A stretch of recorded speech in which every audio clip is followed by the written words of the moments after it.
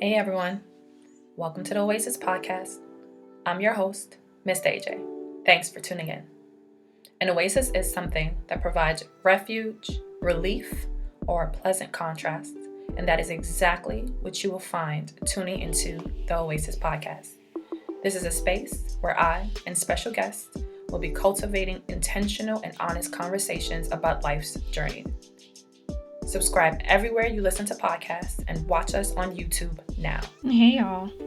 So this episode was recorded about a year ago. You'll notice some things mentioned like, wait, that already happened. Like Ayanna is already a mom. She's been a mom to my cutie baby Trinity for over a year now. So just keep that in mind. But also, baby. And during this episode, I think that I wasn't able to share certain things because my mom and I were in a great space. Suffice to say, we've had some ups and downs, and I think I experienced my share of things that maybe my sister have experienced, of course, in a different way. However, them things definitely did happen, and it's unfortunate, but I don't want to paint a picture as if most of the burden was carried by my sister, because that's not true. I just happened to be in a good space, I think, at the time with my mom when I was recording this. And again, my mother is human. She is also a woman who is doing the best that she can as a single immigrant mother, navigating this world solo dolo with 3 children. And so I understand the burden that she had to carry, the weight she had to carry. And you know, with all that said, I am too a woman navigating this world, and it doesn't mean that it's okay, to treat your children as any way in which you feel like it, and for them to forgive you just because you're their parent. I just wanted to add that little tidbit, but please do enjoy this episode. Welcome back, y'all, to the Oasis podcast. Thank you all for joining us again for another episode. Today, we are doing our sister to sister episode with my lovely, lovely ladies. So today, I have with me Miss Ayanna to my left and Patty down under. How y'all doing?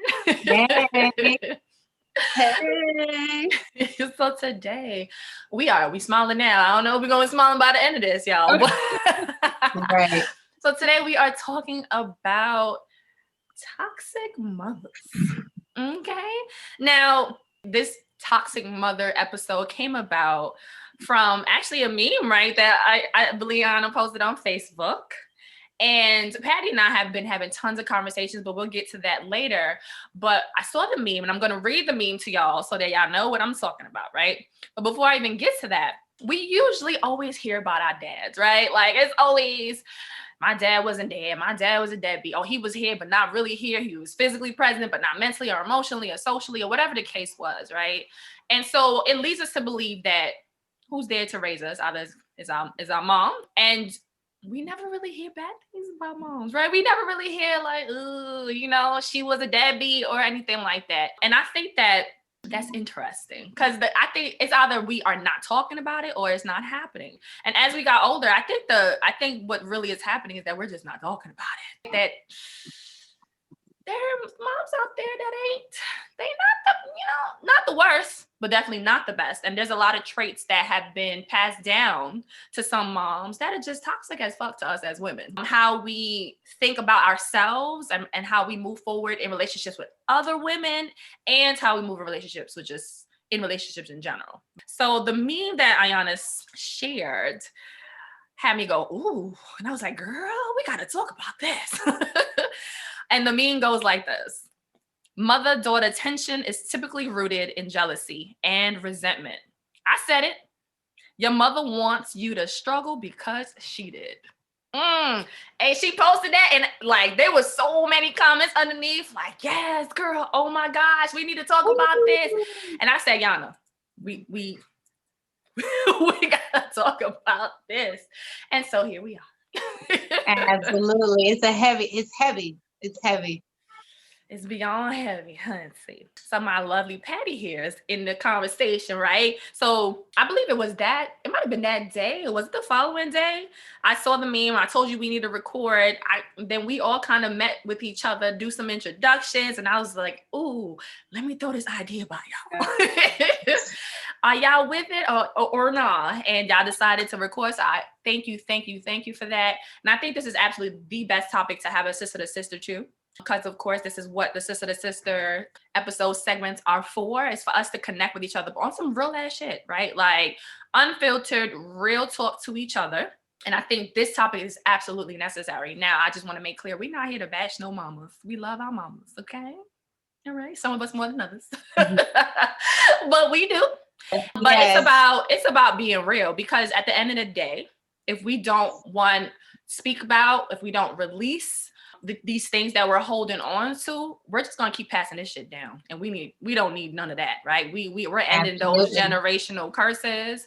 And behaviors are generational curses too. I want people to understand that certain behaviors, how you're talked to, how you're viewed, can be passed down, and we cutting that. We cutting all that. So this is the point of having these conversations. So absolutely. Amen to that. Okay. So I wanted to start off the conversation reading just a portion of this article that I sent to you. And I can share the link when I do post this episode. I apologize ahead of time because I cannot pronounce her last name. But the name of the article is The Strained Relationship Between Black Mothers and Their Daughters. Just in that title. And it's like the universe always just works in conjunction, because you post that meme and I swear maybe a few days later, if not that same week, one of my other friends on Facebook who has a daughter posted this article, and I said, "Ooh, this is perfect." So yeah, the article was just so relevant and on point, and so connected to the meme that I posted. I was like, wow, it was almost as if I could have written the article. That's how much it resonated with me. So I want to give credit where credit is due. So the author's name is Ara, and I'm her last name I just can't. I'm sorry. It's LLOABUGICHUKWU. Oh. So I want to give credit where credit is due. I don't even want to try to butcher your name, sis. I'll add all your info. And so this is the excerpt that I wanted to read, because this literally, you jump right into the article and you're like, ooh, right? I feel this. So she starts off by saying, "I know my mother loves me, not because she was the most loving, affectionate mother in the world, or because she was fluent in all 5 love languages, but mainly because I choose to believe that everything my mother did, she did out of love, even the things that didn't feel too much like love. Growing up with my mother, had 3 jobs: provide the necessities, keep me from being fast, in quotation marks, and remind me that we weren't friends. And boy, did she do her job so well at times that it felt like being her child was just as much a job as her being my mother. For a while, I thought it was just my childhood experience that left me longing for the dark-skinned Aunt Viv meets Claire Huxtable mother I never had. This secretive, temperamental, unapologetic, tough love expert wasn't just my mom. She was a lot of our moms." Ooh, child. Ooh, that hit me. Right. That hit me. And I don't know how that resonates with y'all, but I mean, like I said, I could have written that. I could have written those exact words, because I share that sentiment completely. Like all of it. Like the whole article. Yeah, I agree with and have experienced in my own life. So it definitely resonates. What she is saying is true. Like a lot of times, your mother loves you and you love your mother, but sometimes you're like, do you like me though? Do you like me? Yeah. You loved me, took care of me, you provided for me, you did everything that you were supposed to do as a parent, but I don't, do you like me? Is the question. And that's a real one. That is a real one. Patty, what were your thoughts? She couldn't have said it any better. Sometimes, yes, you know that your mother loves you, but sometimes you wonder if they're your number one enemy at the same time too. Because even in those spaces, while they are trying to protect you from all of those things, there's a bit of stifling going on You're stifling me as a child. You're stifling my personality. You're stifling my growth and my evolution instead of adding to that. And you're doing it in a destructive manner, you know, all while having good intentions. Like there's a quote that says, "The road to hell is paved with good intentions." And, you know, it could be very hellish growing up as a Black woman with your mother. And she has good intentions, and it's to protect you from what's outside, but they don't know that they're subtly doing damage to you. I'm gonna just like drop the mic and kind of. It looked like you wanted to say some more, so you know how I love story time, y'all. Let's go. So whoever want to jump in for story time, y'all are free to jump in. But I can, before like anyone wants to kind of give a story, for me, I can't say that the relationship my mom and I had was toxic per se. It was contentious when I was younger though. Like it was very like when we lived together. But I think that is quote unquote typical. Now, the relationship that I feel my mom had with my older sister, now that being a third person looking in, I was sitting there like, like this don't seem like it's supposed to be, because I know the things that my mother would say to my sister, she never said to me, right? Or how she would constantly be like picking her apart, essentially.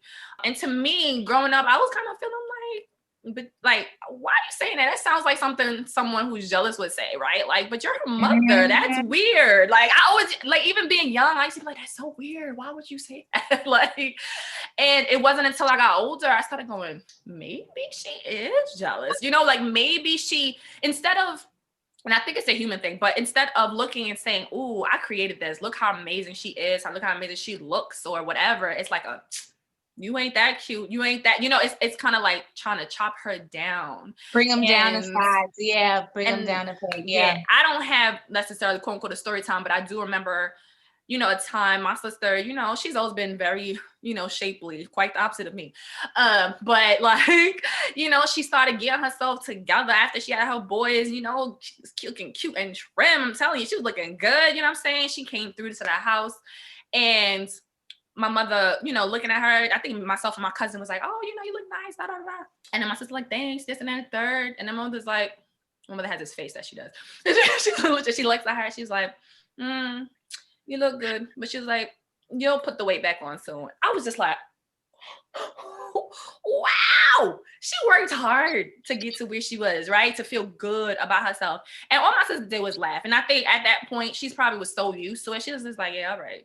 You know what I mean? But that can't possibly feel good. You know what I mean? To like have normalize the hate. You normalize the trauma of the experience. It's challenging. And I want to, you know, before jumping into story time, just acknowledging that I had to learn early on that my mother was a human and a person outside of her role of a mother.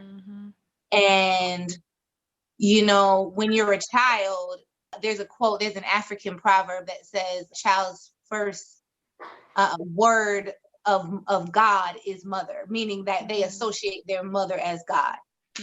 And we do have the rose-colored glasses on for our parents. They are our first homes. They are our first protectors, our first providers. And so whatever love they give us, whether it's healthy or toxic, is the only love we know. And it's the love that we crave.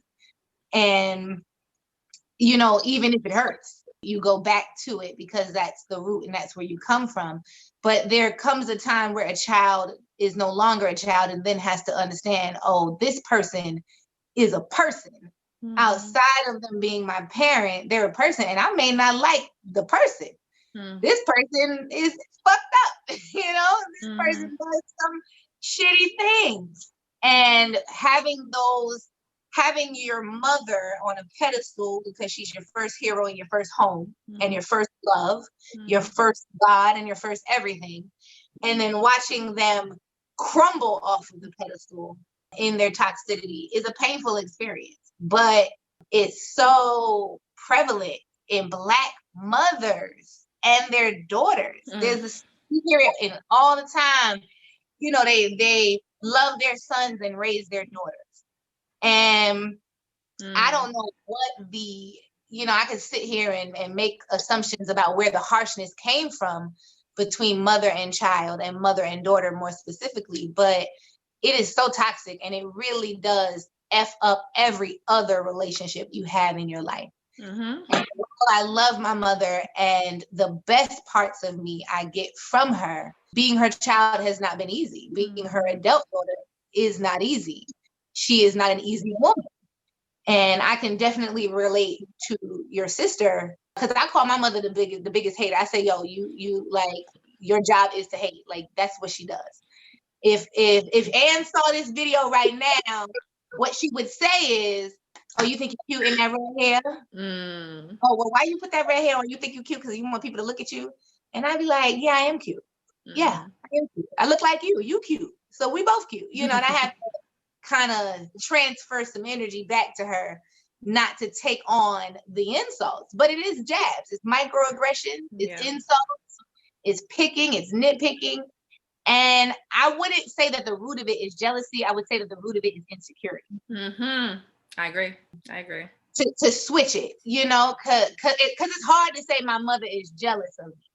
It's easier to swallow my mother is insecure. And that I magnify things that make her insecure. And I believe that my mother wants me to win. I believe my mother wants me to succeed, but don't ever think you bigger and better than me. Let me bring you down the side. Let me keep you in your place. Let me humble you right quick. And it's a competition, and I'm not in competition with my mother. I never can be. I am of you. I came from you. I can't compete with you. But it's something in Black women's nature that they see their daughter as a threat, and not as their own, not as a product of them, but as a threat to them. And I've had so many experiences with my mother where I have experienced like, oh, you're my adversary right now. Like, we beefing? Like, we got beef? You mad at me? I did something in the street? Like, what's up? My ex-boyfriend. I can't believe I said my boyfriend. Maybe I'm manifesting my next one. Your next boo girl. He coming, girl. Right. That nigga ain't my boyfriend. My ex told me one time, I want to make that clear. I want that to go on record. Keep that in the video. That nigga ain't my boyfriend. Keep that part. Don't edit that out. My mother, one time my ex-boyfriend came to me and was like, yo, your mom be talking mad shit about you. And my ex lived in the home with my mother. We lived in the brownstone. So we had an apartment in the basement, and then my mother lived upstairs. And he was like, she be talking mad shit about you. Like, one day she just out of the blue came to me and was like, oh, I'm 70 something and she 30 something and I look better than her. And I was like, I had some choice words for him, and I had some choice thoughts for her. And I said to him, because I believe if somebody can talk shit about me to you, why they feel so comfortable to do it. Right.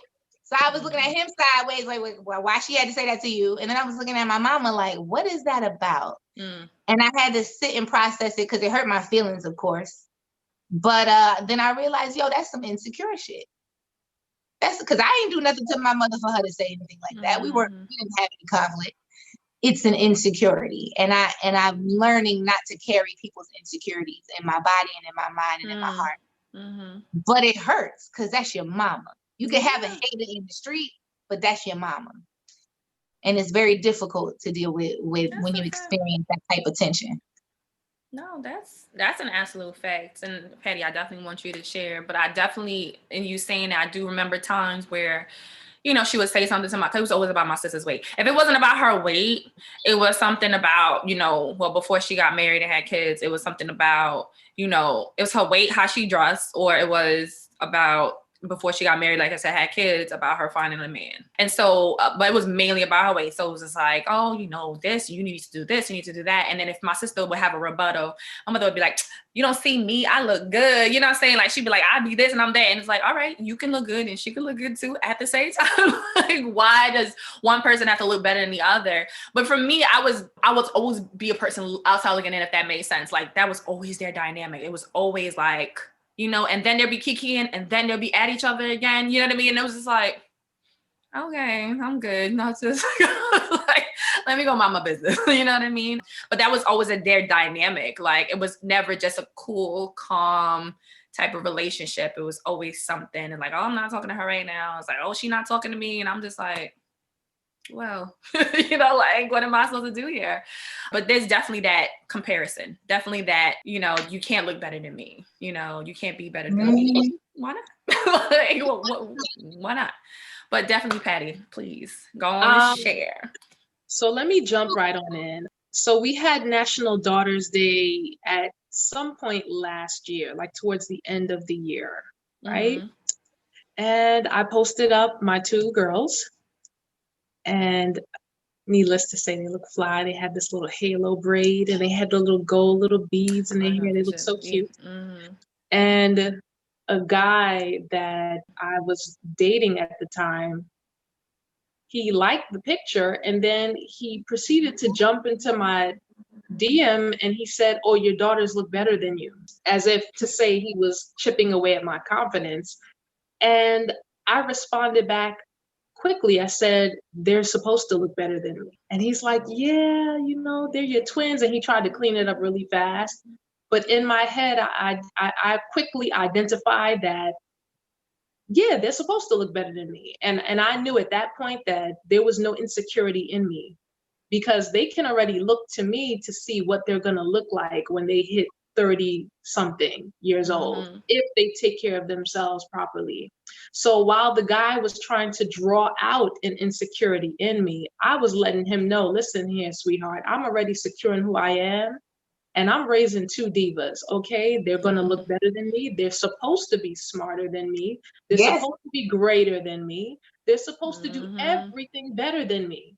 So if at the age of 8, I was reading 10 words per minute, at the age of 8, they should be reading 20 words per minute, because I'm going to make sure that whatever it is that's within me, I'm going to pour into them, and then some, coupled with their own style and how they learn and their own little finesse, and make them the greatest things that they can be. So that was, just a real quick synopsis there. So I laughed, I chuckled, I said, I see you, Satan. Right, devil get behind me. Right. Try that. Going back to toxic moms, I'm just gonna dive right deep on in there. So I was going through a really bad breakup with my ex, and it got physical. So, there were some legalities in place. I got a restraining order. He decided to get one against me, whatever.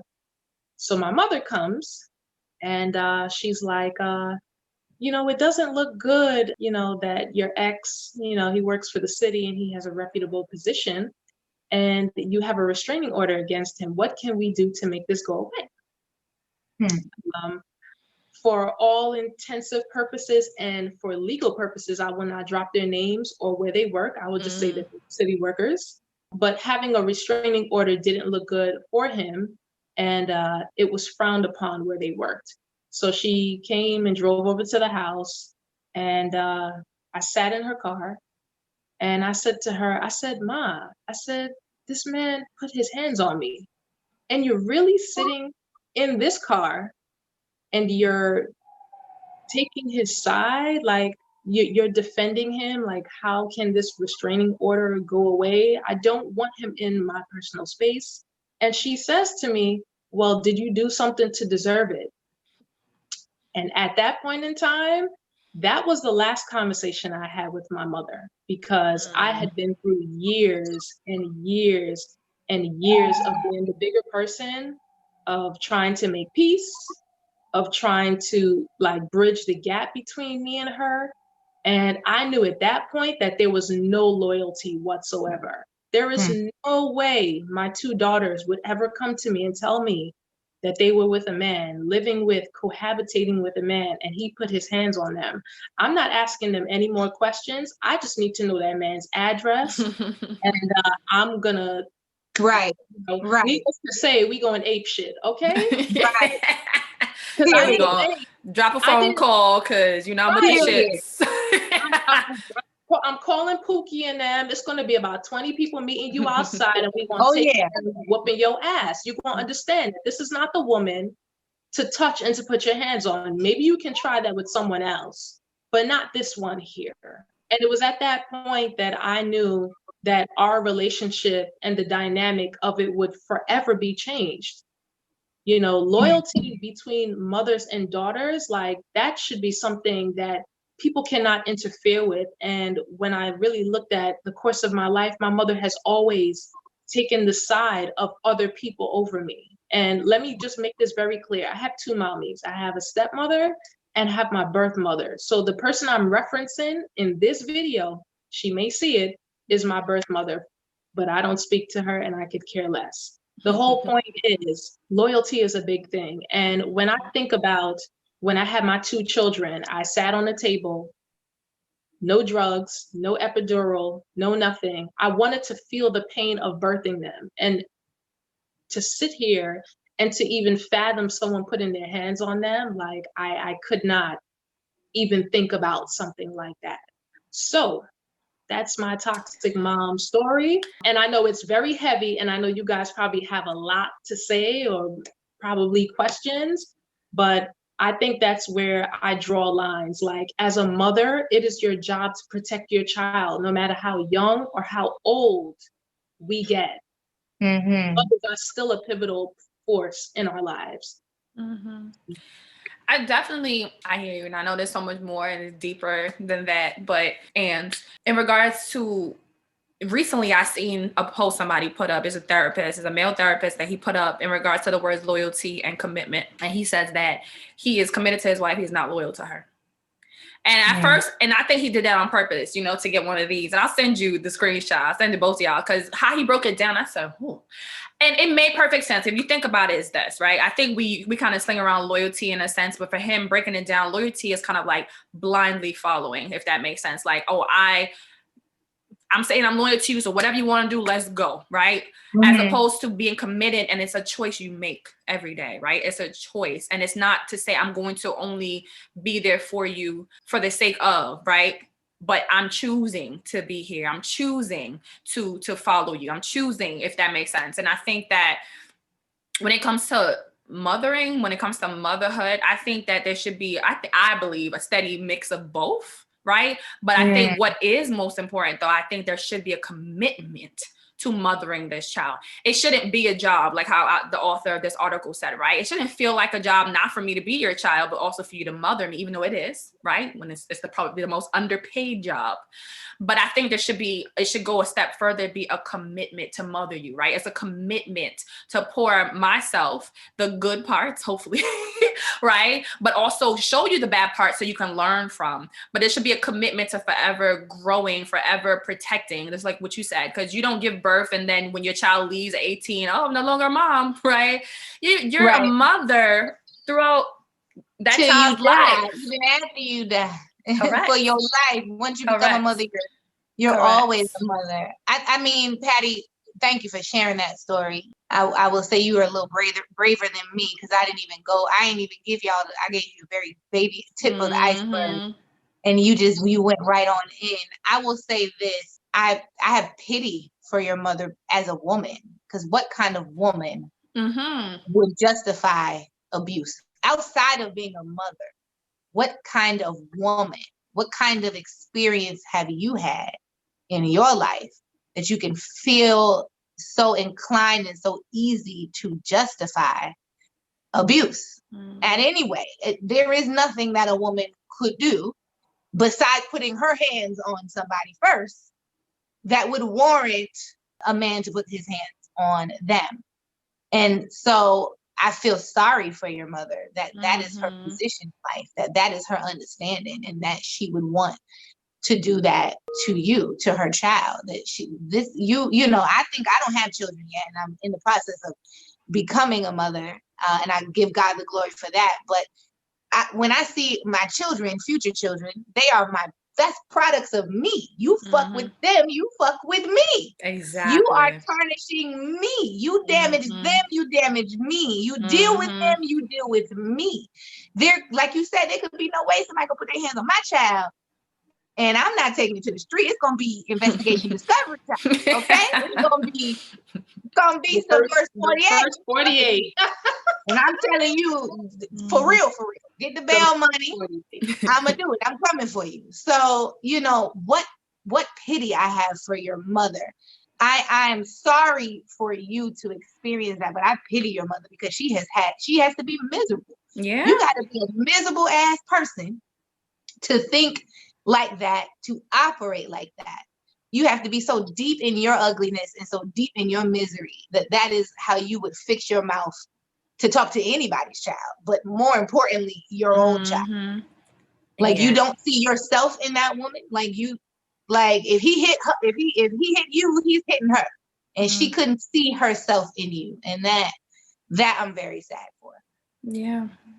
I've shared that sentiment with Betty because her and I, we talk a lot, and I've shared that sentiment. Like, you definitely honor your feelings and honor, the experience that you've had. And then for me, I'll be like, and I just say to her, I was like, but I feel bad for your mother. Like, I really do. Like, I feel that she is so wrapped up in her pain and her hurt and whatever that she went through that she just couldn't be there for you. And that's unfortunate, right? It doesn't mean that you have to forgive her, because I'm also very, okay, I'm of the belief that certain people, if they keep showing you that they don't want you in their life, let it go.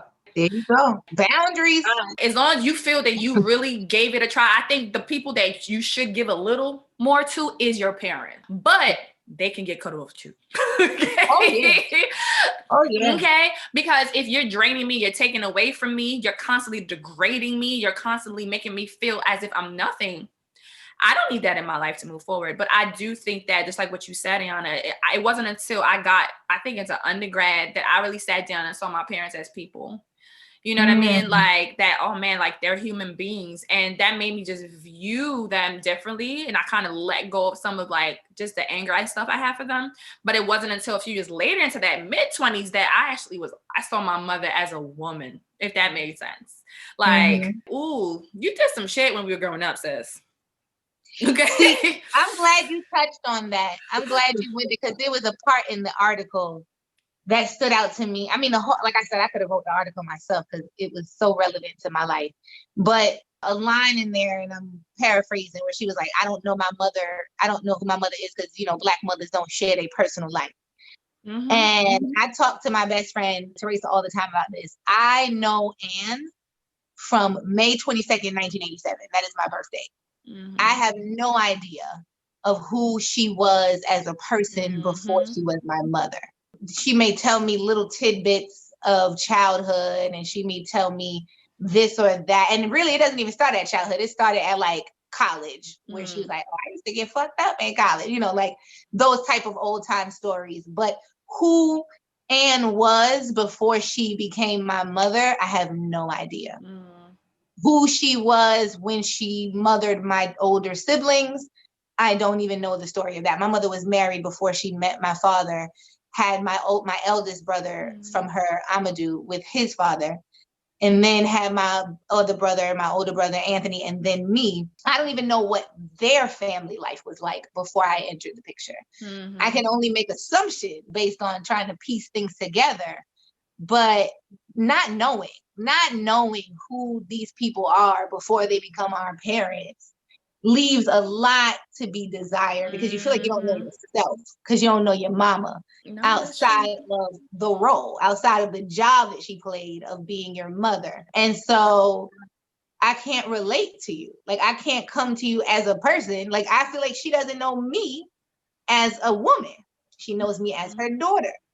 So I can't come to you as a woman, 33 years old, and say, hey, I'm going through this, I'm navigating this is challenging, because I don't know you as a person. I know you as my mom. And so it's a disconnect, because it's like guarded. I in 2013, I was pregnant and I had a miscarriage, May of 2013. Pregnant, had a miscarriage, and my then boyfriend was less than supportive, we'll say that, and that's me being very nice in the situation. And I basically went through the miscarriage by myself. Literally, how it happened was I found out I was pregnant like 3 weeks before, and then started to have some complications, and he drove me to Methodist Hospital, pulled up to the emergency room door, looked to his right, you want me to come in with you? And I was like, nigga, if you got the axe, fuck you. So I just got out the car, went in the hospital, did what I had to do. had a miscarriage, and I think I took a cab home. I don't even think anybody picked me up from the hospital. Got home and I went upstairs and my mother is in the kitchen and I am fuming. I'm pissed. I'm at 1,000. I'm hurt. I'm emotional. There's hormones involved, all of those things happening in that moment. And I'm not very vulnerable with my mother because I don't trust her with my feelings. But in that moment, I was raw, and I needed a woman to understand that I was a woman who was hurting and mourning the loss of her child. And so I think I like broke down at the dinner table and I was like, I'm so fucking pissed. I'm mad. I want to break something. I want to hurt. I'm mad at everybody. I'm mad at the world. And my mother turned and was like, well, what are you mad about? And I was like, oh, he just left me at the hospital. I was at that time, my anger was directed at my then boyfriend, and fuck him. And I'll never forgive him. And she was like, oh, you'll get over it. He was just being a man and you'll get over it. You be right there under him. And what you mad about? It happens to people. It happens. I had a miscarriage before I had you. I was 8 months pregnant. It happens. What are you mad about? And that was it. And she went back to cooking. And I sucked up the tears because I realized, whoa, we were too vulnerable here. You already know this is a danger zone. You already know she will not hold you in a space of comfort. And the resentment I felt was just, it was palpable. I hated everybody. I was mad at everybody. And walked around for like 6 months in a funk, in a suicide fog, in a depression, and then came back again because you always want to try, like you said, you always want to give just a little bit for your mama. You always want to keep trying because that's your mama. Came back 6 or 7 months later and was like, I'm not okay. And I think I need therapy, but I want you to do it with me. I think there are things that I need to say to you that I would like to say in therapy. And I got met with, I don't need no therapy. If you feel like you need therapy, you need to go ahead and do therapy, but I don't need no therapy. I'm not doing that. And I was like, okay, so we're just not going to try anymore. We're good. I'm going to meet you where you're at. I realized that I'm going to meet you where you're at. And it does irreparable damage to you in how you operate with other folks. Yes. In how you are not able to advocate for yourself because you can't advocate for yourself with your own parent. In how you can't trust other people to be there for you because your own parent isn't there for you. Talk up, girl. In how you are afraid of conflict because you're afraid to confront the main person in your life, which is your parent. And these are things I'm speaking from personal. I'm speaking from my own way. So I have difficulties telling people how I feel about themselves or how I feel about what they've done because I can't tell my mama how I feel about what she's done. Or I haven't been able to express myself. I don't trust anybody to really care for me and be dependable on. Because if you can't depend on your mama, who can you depend on? And so that toxicity just spreads and permeates every other area in your life. Because your mother is your first. She's your first everything. Your first love, your first home. Yes. Your first everything. And when your first foundation is so flawed and cracked, it really fucks up everything outside of that. I just want to jump in right there. Go ahead. For the longest while, I used to have this narrative that I was speaking to myself. I was like, I don't like women. I can't deal with women. They're complicated. They're emotional. They're catty. They're not supportive. It's always a competition. I don't like hanging out with women. I'd rather hang out with men. And I had to realize that narrative came from my mother because I didn't have a good relationship with her. I wanted to talk with her. I wanted to bond with her. I wanted to be her at some point in time. And there was just a large disconnect. And I couldn't get through. And I think what also contributed to that too was I look just like my father. Like I've shown AJ pictures of my father. Like twins, I have literally. His nose. Like my mother literally just held the bag, which was me. I look just like him with hair and with breasts. And I think because they didn't work out, there was an underlining the root. There it goes. So that's a whole episode in itself. Yeah, so every time she looked at me, it was a constant reminder of, oh, this man don't want you. He don't want to be with you. He cheated on you. He did all this stuff. He went back to his high school sweetheart. And she never had I guess, that time and that space to really express to him what she was feeling. So the easy target was me. Mm-hmm. So I got oh, why you look like you don't belong anywhere? You need to comb your hair. It was never in a space of positivity and constructive feedback. It was always negative. It was always what I didn't do right. It was always what was wrong. And going through this from elementary school all the way up until, I started living with my father in 5th grade, like, that's the first 10 years of a child's life that you have literally damaged them. So yeah, like, it wasn't until I literally had to do a lot of work in therapy and trying to see my mother as a person, as you were alluding to, because I'm telling you, for the longest while, I hated her. I hated her guts. I was like, if she died tomorrow, I wouldn't go to the funeral. Like, the hate was real because of all the 30 plus years of damage that was done. And it wasn't until that I resolved that I wanted to be a better woman and I wanted to be a better mother to my girls. And I didn't want to continue that narrative, that I was able to meet both of you lovely ladies and be in a space where I could receive you, because I was no longer holding on to all of that old stuff. And also too, I learned something, not from my mother, speaking of stories, I learned from my aunt that my mother and my grandmother, they didn't have a good relationship. So every time my mother went to open her mouth, my grandmother, right in the mouth, just slap her right in the mouth. So there was It's a cycle.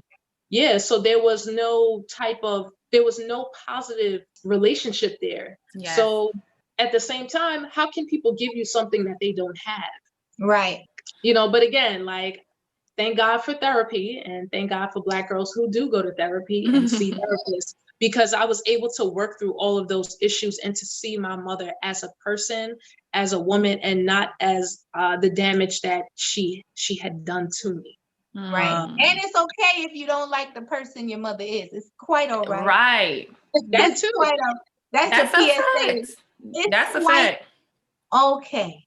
No, that is 100% true. And you Patty, you jumped right in, because the next question was to be, where do we think this came from? Because it didn't come out of nowhere, right? I doubt your mother, either one of our moms, right, or whoever's moms out there is carrying this child like, yeah, I'm gonna hate this kid, or I'm gonna make this child's life miserable. You know what I mean? Like, I don't think that's what is in their minds, for real. Grace, whether they happy with the pregnancy or not, because we don't assume that everyone's happy to be pregnant or to be a mom. We just make that also very clear. They have the right. They chose to do what they did and not do, and that's on them, and we're not talking about that. But I doubt anyone really has this intention of like, oh, I'm gonna keep this child and make it miserable. You know what I'm saying? But it's the why, and you really hit it on the head, because a lot of times it's because they didn't experience it from their own mothers, and they're using their experiences, whether it was with their mothers or whatever other females that they had, and now they're pushing those feelings onto you, because you really can't do anything, if that makes sense. You are defenseless. You're a kid, like, you ain't gonna, until we get a little older, some of us probably try to fight our mothers, and maybe our mothers try to fight us, who knows? Because I've heard those stories.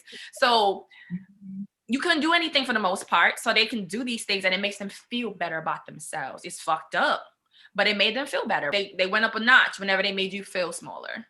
So that's the reality of the situation. It's unfortunate, but that's why I think this conversation is even more important. I hope you guys enjoyed that first part of Sister to Sister, Toxic Mothers, part 1.